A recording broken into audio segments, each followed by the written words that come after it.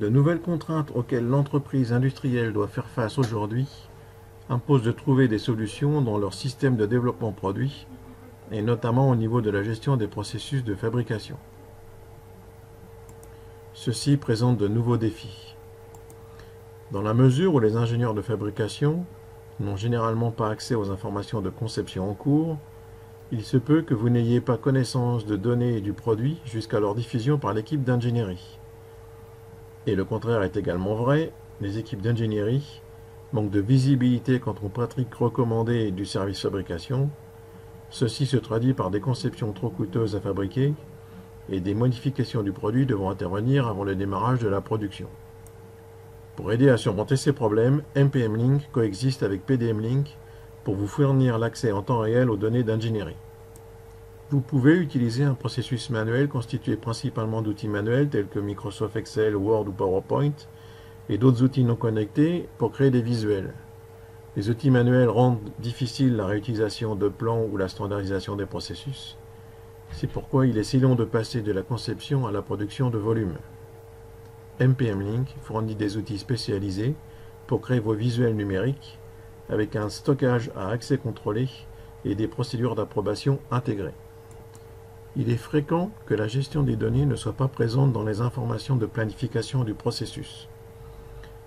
Cela rend difficile le contrôle et la réutilisation de ces données à partir des gammes. Il est difficile de gérer des ressources et des bibliothèques standards, et laborieux de gérer la collaboration de la fabrication en sous-traitance.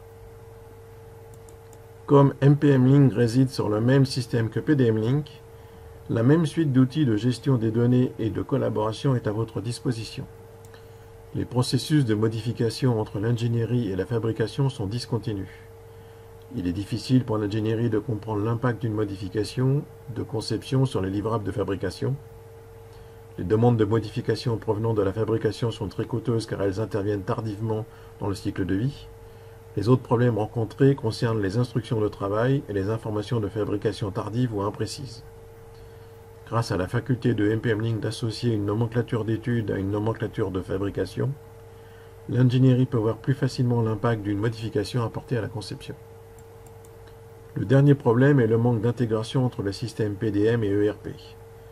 Même si vous diffusez tous vos livrables dans un système ERP, vous avez toujours besoin d'un environnement préliminaire fourni par NPM Link dans lequel les créer. Il est essentiel que cet environnement soit fortement intégré à l'environnement du système de conception. La gestion des processus de fabrication, MPM, consiste à définir et gérer les processus de fabrication à utiliser pour fabriquer des articles, assembler les produits finaux, réaliser le contrôle. La gestion des processus de fabrication commence dès les premières étapes de la planification d'un produit et se poursuit tout au long de sa durée de vie.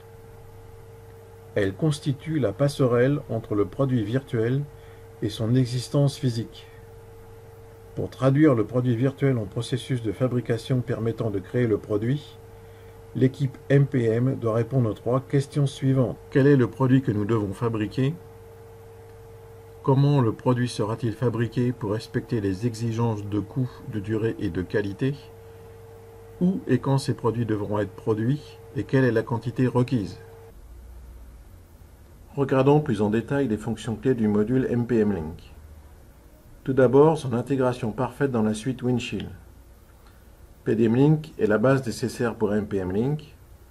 NPM Link va utiliser la notion de vue de façon associative pour construire son environnement de fabrication. L'associativité permet d'utiliser les représentations CreoView venant des objets CAO. C'est un module commercial à part entière appelé NPM BOM Management. L'ajout sur une base PDM Link Windchill est très simple et facile. Et ensuite le module NPM Link complet pour définir les gammes, opérations, jeux d'opérations et séquences. À partir d'une bibliothèque d'opérations standard et toutes prédéfinies. À partir de bibliothèques de ressources, telles que les usines, les qualifications des personnes, les outillages, les matériaux ou les machines, afin de définir les fiches de travail avec opérations et visualisation 3D des objets, et ensuite envoyer vers votre système ERP.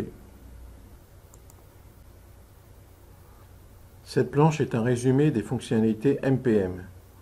Elle visualise les objets MPM avec ma structure MBOM, créée à partir de la structure IBOM, avec le navigateur des structures associatives que l'on verra ultérieurement. Ensuite, la gamme associée à ma part 1, composée des 5 opérations, dont 4 séquentielles et une parallèle. L'opération 40 utilise l'outillage Tooling et la machine Workcenter, tout ça dans l'usine Plants, c'est donc la bibliothèque de ressources. Il y a aussi tous les documents associés tels que l'illustration, la description textuelle, les temps machines, la liste de pièces, la liste de ressources et surtout la fiche de travail avec un masque qui permet d'intégrer une vue 3D des objets de la CAO. Et ensuite, un envoi vers votre système ERP ou MES pour la planification de la production. Ce module étant tout intégré dans la suite Windshield, toute modification au niveau du document CAO sera répercutée sur les objets associés. L'exemple nous donne une nouvelle révision dans la IBOM, suivi d'effets dans ma MBOM, sur la part 1, suivi d'effets dans la gamme d'usinage, opération 40 par exemple, suivi d'effets sur l'outillage et sur la fiche de travail, le tout en automatique. Pour cette webcast, nous allons approfondir la notion d'associativité des vues, le module EPM BOM Management. La partie des gammes et ressources sera approfondie dans une autre webcast. Maintenant, détaillons les moyens spécifiques pour gérer ces nomenclatures. L'outil principal de l'ingénieur de fabrication sera le navigateur de structure associative de fabrication. Apparu en 10.2 M030, c'est une version HTML de l'explorateur des structures de fabrication qui était une applet de Java qui sera appelée à disparaître complètement dans les futures versions. Il est composé de 2 zones avec la vue design en amont et la vue manufacturing en aval de la structure.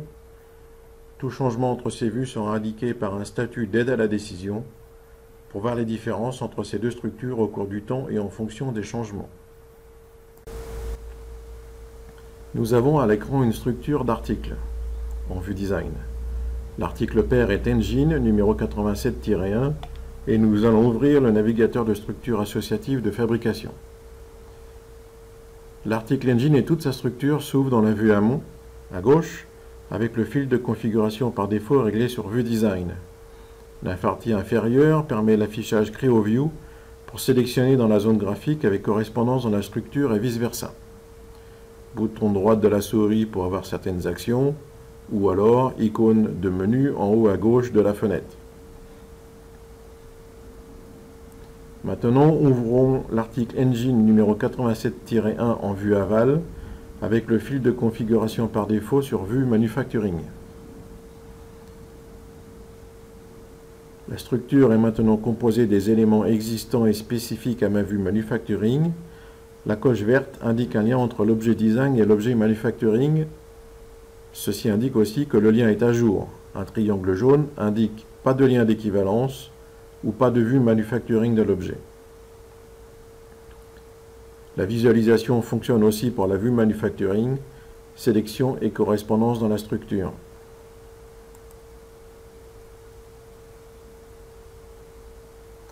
Pour démontrer la création de vues, nous avons dans la vue amont l'article Engine numéro 87.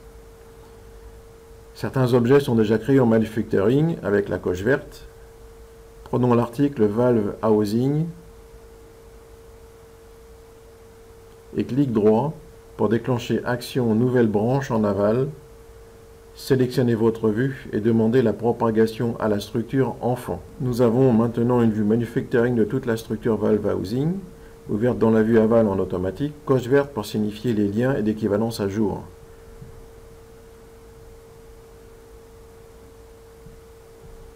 Maintenant, prenons l'article Allow Faceplate et créons sa vue Manufacturing sans propagation. Seul le père de la structure est en vue manufacturing.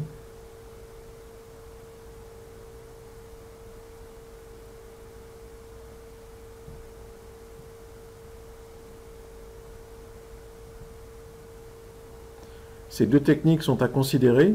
Il est nécessaire de faire des objets manufacturing que si vous avez des modifications, état de cycle de vie, attributs ou des données spécifiques à l'environnement manufacturing. Si vous vous contentez de restructurer les baumes, conservez la vue design des objets et faites seulement une vue manufacturing des assemblages.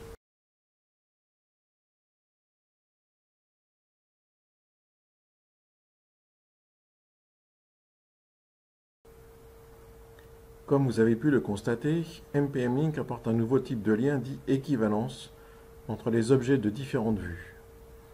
C'est ce lien qui va servir pour maintenir la mise à jour des MBOM. Par déclinaison, il existe un lien d'équivalence pour les occurrences, afin de lier les occurrences de chaque objet s'il y a une quantité supérieure à 1. Détaillons le fonctionnement de ces liens. Le lien d'équivalence relie une itération d'un article en amont, nomenclature d'étude, à l'itération d'équivalente d'un article en aval, nomenclature de fabrication. Un même article en amont peut avoir plusieurs articles équivalents en aval, cas de la division de l'assemblage ou plusieurs équivalences. Le lien d'équivalence capture le contexte pour lequel il a été créé. Notre roue vue manufacturing est soit dans un assemblage essieu roue pour l'usine 1, soit dans l'assemblage roue pour l'usine 2. Chaque objet roue manufacturing est relié à l'objet roue design. Suivant la façon de fabriquer ou monter dans chaque usine, la roue est située différemment dans la structure. Par contre, grâce au lien d'équivalence, si je change ma roue en conception, je serai averti dans chaque structure usine. Le lien d'équivalence crée un réseau d'articles équivalents entre différentes vues du réseau hiérarchique des vues.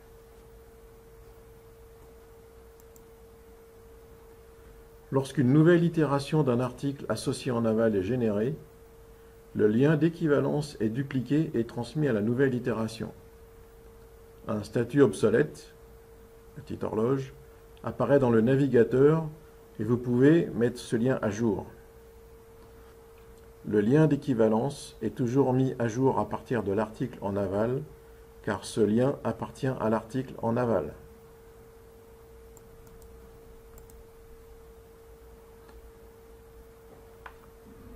Des liens d'équivalence doivent être spécifiés lors de la révision d'un article en aval.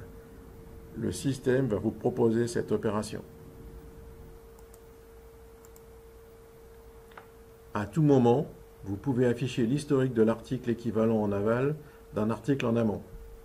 Dans notre exemple, la mise à jour du lien a eu lieu entre les deux itérations A4.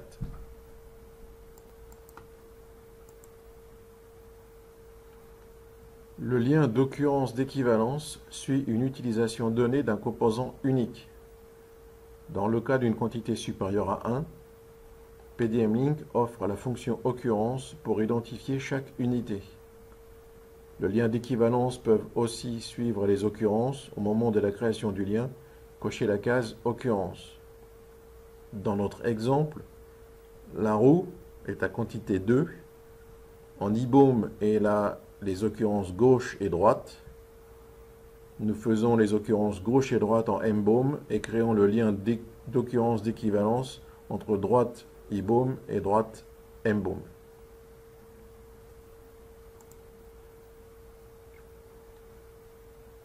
Le navigateur de structure associative de fabrication propose des indicateurs de statut liés aux équivalences. Il existe 4 valeurs d'indicateurs de statut liés aux équivalences. La coche verte qui indique que le lien existe et est à jour. Le triangle jaune qui indique pas de lien.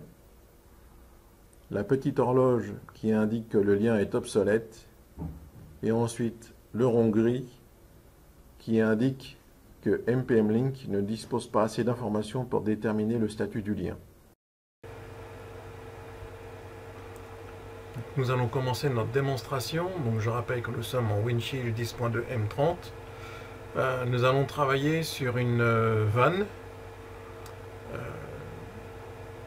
donc un assemblage assez conséquent, numéro 289. Donc cette vanne est composée d'un certain nombre d'objets de plusieurs sous-niveaux, et nous allons, pour la démonstration, utiliser le sous-niveau numéro 1, l'intérieur qu'on appelle le pré-setup, composé d'une dizaine de pièces, pour pouvoir faire un certain nombre de modifications et de nomenclature manufacturing, tel qu'on l'a vu dans tous nos exemples précédemment. Donc ici la structure, les liens CAO sur les objets, et j'ouvre tout de suite donc mon navigateur de structure associative de fabrication, avec dans ma vue à gauche donc ma structure vue design.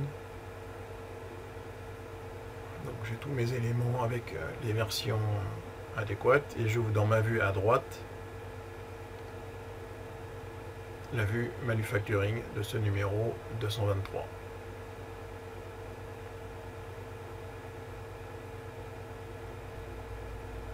Comme je n'ai fait aucune action au niveau manufacturing jusqu'à maintenant, il me pose exactement la vue design telle qu'elle, sans se poser de questions.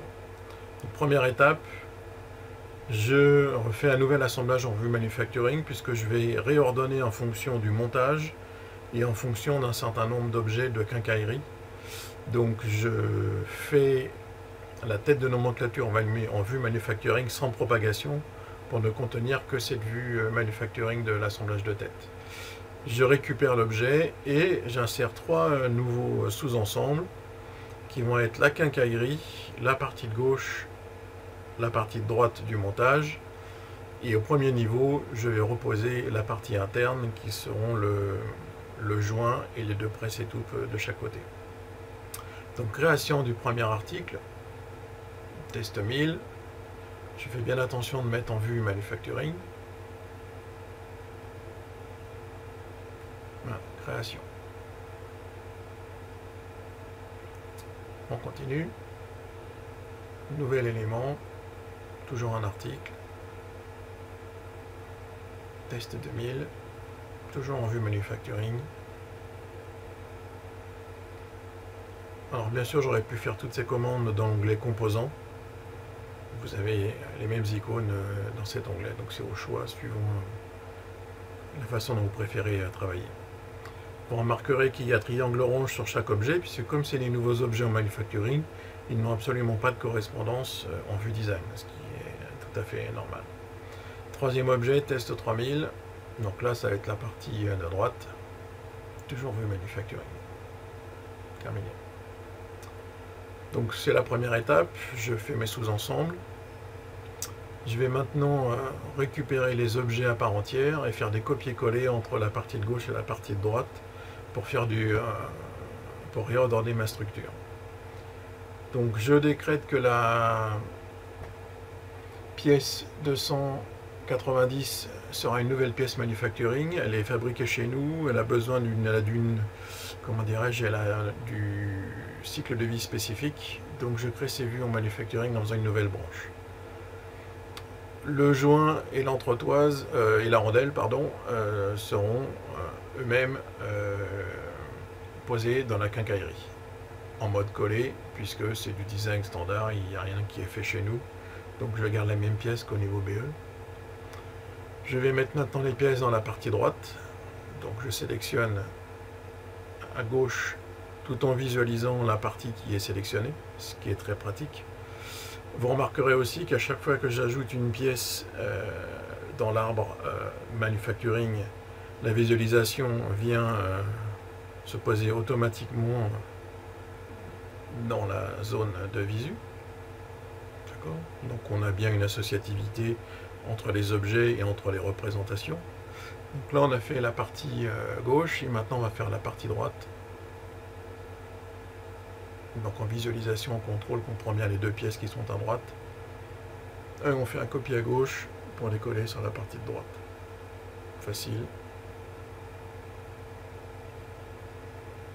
Voilà.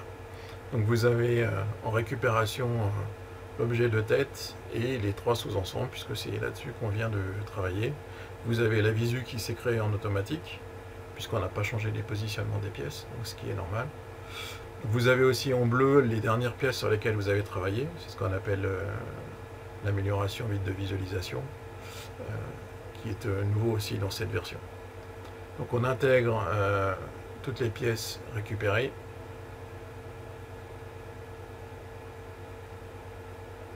En une fois.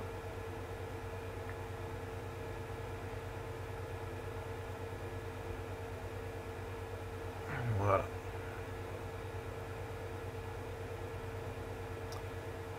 Ensuite,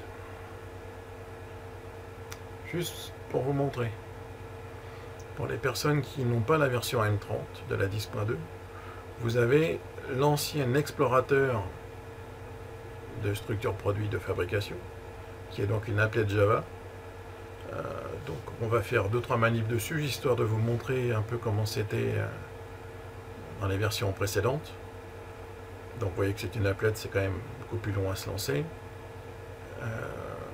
En termes d'affichage et d'écran, c'est quand même un peu moins ergonomique.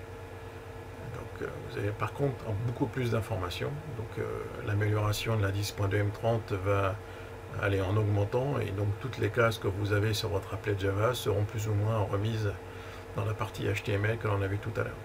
Donc à gauche, mon objet en vue design, à droite, mon objet en vue manufacturing. Donc vous voyez qu'il a bien pris le même, donc tout va bien. Une chose que vous avez en plus dans cet explorateur, c'est le passage en mode occurrence. Donc vous avez le petit arbre qui est à côté de l'icône de l'article. Si vous cliquez dessus, vous passez en mode occurrence, c'est-à-dire que vous avez les occurrences gauche-droite qui sont visibles de chaque côté. D'accord. Et donc vous avez le lien entre l'objet manuf et l'objet design en automatique, en termes d'occurrence. Dans cet explorateur, vous avez une zone à droite qui vient en plus, qui vous permet d'afficher toutes les informations, et notamment ici vous pouvez visualiser la partie équivalence. Donc on a bien une équivalence entre les occurrences. Je repasse en mode dit normal. Vous avez aussi le petit statut d'aide à la décision, les petites coches vertes ou les triangles. Donc vous voyez, c'est équivalent. Donc toute personne qui apprend à se servir de l'explorateur aujourd'hui en 10.2 jusqu'à M20 et qui passe sur le navigateur en 10.2 M30 aura grosso modo les mêmes fonctionnalités, présentées différemment et dans un espace quand même plus rapide à utiliser. Donc vous voyez, l'inconvénient de l'applet Java, c'est que si vous n'avez pas un écran assez grand, vous avez des morceaux qui partent et qui reviennent. Donc il est conseillé dans ces cas-là d'avoir 2 écrans et de travailler sur deux morceaux. Ce que je vais faire, juste pour vous montrer qu'on peut aussi travailler dans cet explorateur, je vais ajouter un joint en mode pièce de rechange exprès. Donc j'ai pris le joint 190 et je vais l'ajouter avec une pièce supplémentaire. Ça sera la pièce de rechange qui sera livrée systématiquement pour le, comment dirais-je, pour la nomenclature de fabrication. Je fais exprès de ne pas la mettre en quantité 2, je la mets en quantité plus 1 pour qu'elle soit bien prise comme étant rechange. Voilà, quantité 1 supplémentaire. Et vous avez une ligne de plus dans la nomenclature. Je réintègre le pair. Voilà.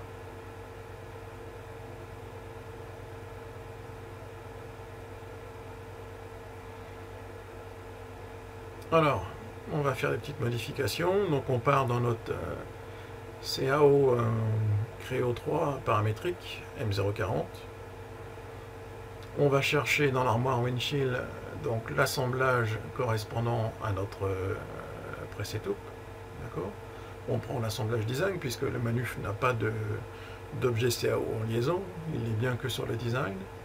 Donc sur le design, je récupère mon objet et je fais action ouvrir dans Creo. Voilà. Bon, là je vais faire quelques modifications. Sur la première pièce, je vais changer un rayon. Voilà. Donc Donc le système me demande de récupérer la pièce en automatique, classique, c'est du PDMIC, ça c'est pas une PMIC. Donc je change mon objet, voilà. Changer aussi la section,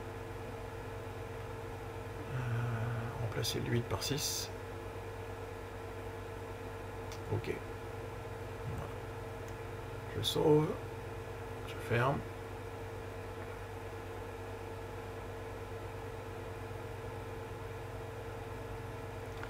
Ensuite, deuxième modification. Mais ce coup-ci, je vais demander à changer de version la pièce avant de faire la modification. Ce que j'aurais dû faire sur le premier exemple d'ailleurs, mais bon. Pour la démonstration, j'avais été vite. Donc je vais prendre ma pièce, changer de version. Je vais changer le dessin et l'article en même temps. Alors le dessin ramène toutes les pièces utilisées dans ce dessin, donc je vais enlever les dépendances pour n'avoir que les pièces de départ. Voilà. Donc tout passe à B en une fois. Les liens avec, etc. Et je vois bien que je travaille avec la design et pas la manufacturing. Ma pièce est passée à B. Je vais faire une modif dessus. Et après, je pourrai intégrer l'assemblage complet.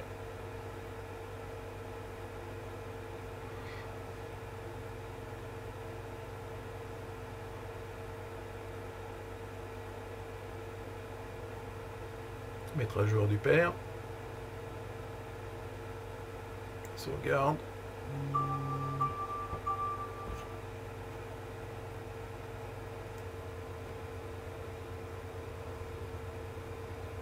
Donc, nous allons intégrer maintenant l'assemblage.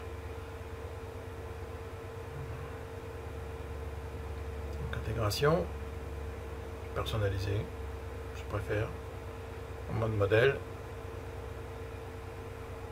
On voit les deux objets récupérés. Pas besoin de faire suivant, directement terminé.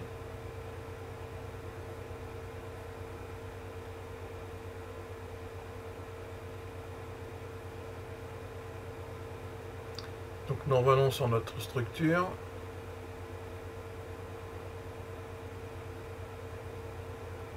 Elle est bien passée en A4. Les pièces sont bien passées à A2 ou B1, donc bien mises à jour comme prévu.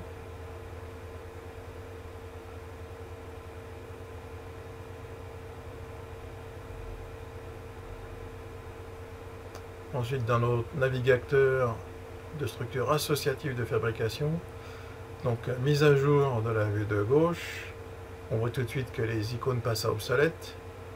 Mise à jour de la vue à droite, nous avons aussi les icônes qui passent à obsolète. Donc il a bien été scanné les liens d'équivalence entre les objets pour remettre à jour. Donc vous avez un petit icône en haut qui vous fait mettre à jour les liens. Donc vous sélectionnez votre objet et vous cliquez sur l'icône. Voilà, et vous avez la petite horloge qui annonce le statut obsolète qui est remplacé par la coche verte sur chaque objet. Vous remarquerez le joint supplémentaire dans la visualisation, qui est le joint qu'on a mis en mode rechange. Comme on n'a pas positionné ce joint dans l'espace, il est arrivé en 0,0 standard. Donc faites attention. Donc ce joint ici, que l'on voit visualiser, on lui demande la mise à jour du lien, il vous dit il n'y a pas de lien à gauche puisque c'est quelque chose qu'on a rajouté, donc on va faire un lien d'équivalence entre cet objet et le même objet qui est à gauche. Donc on est bien dans le cas où l'objet de gauche a deux liens sur la vue manufacturing. Et en regardant dans l'onglet équivalent, vous avez donc le lien d'équivalence qui est affiché.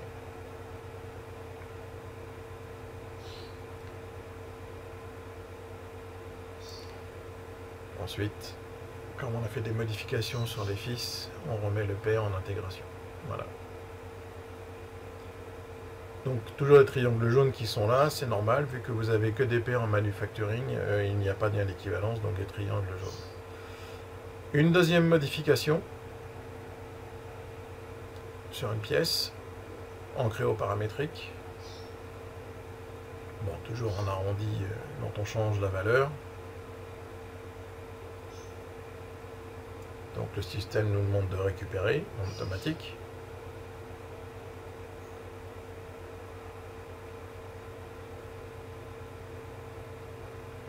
On va intégrer la pièce qui passe en A2.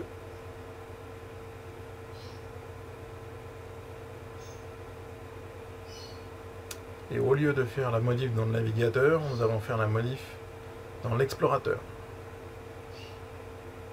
Histoire de montrer comment ça se passe avec l'applet Java. Donc même système, il faut mettre à jour les deux vues, puisqu'on les avait laissées ouvertes depuis tout à l'heure. Donc on a une qui a été modifiée, la A2, elle est passée en A2, à droite aussi. La petite horloge.